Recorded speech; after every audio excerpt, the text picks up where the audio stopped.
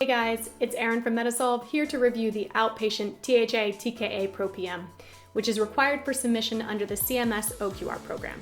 Let's start with the acronyms. PRO-PM stands for Patient-Reported Outcomes-Based Performance Measure. It's a measure type. CMS introduced PRO-PMs first to the IQR program, and now, for the first time, to the OQR program. There are slight differences between these measures, but they both attempt to assess the same thing: your organization's rate of improvement in patients' self-reported pain and function following an elective primary total hip or knee surgery. To capture this, you must report information for each patient using a pre-operation survey and separately report post-operation survey data. I have a separate video explaining the basics of how the IQR THA TKA PRO-PM works. I've put a link below. For this video, I'll highlight the similarities and differences between the two measures. The measures are mostly similar. As I just mentioned, the measure attempts to measure the same thing: your patient's self-reported pain pre- and post-elective surgery. You use the same forms to gauge their pain. They are the Who's Junior form for THA patients and the Who's Junior form for TKA patients. You also submit all of the same data in the pre-op and post-op files.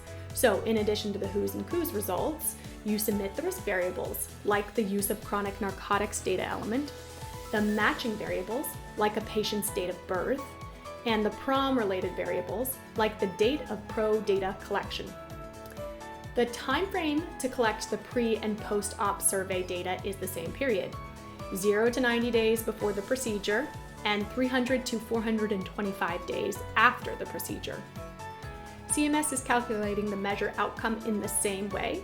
It's based on the substantial clinical benefit threshold, risk adjusted based on your patient population.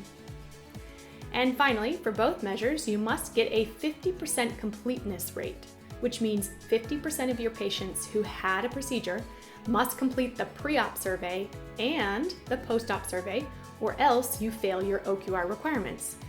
And I should also mention that failure to submit the measure will also cause you to fail the OQR program as well. Now, to the differences.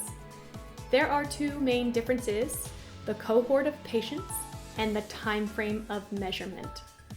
The outpatient THA TKA measure will pool the same population, except the patient's procedure is billed to Medicare Part B, as opposed to Part A for the inpatient measure. The other difference is the time frame for eligible procedures. The inpatient measure operates on a July 1 through June 30th year for those eligible procedures. The outpatient measure operates on a calendar year instead, Jan through December. On the screen, you'll see a table with the timelines for the first voluntary reporting year for the outpatient THA TKA measure. Note too that the submission deadline for the outpatient measure follows along with the standard OQR submission deadline of May 15. The outpatient THA TKA PRO-PM is voluntary in 2025 through 2027 and mandatory in 2028. For more information about the measure or how Medisolve can support this submission, please visit our website, medisolve.com.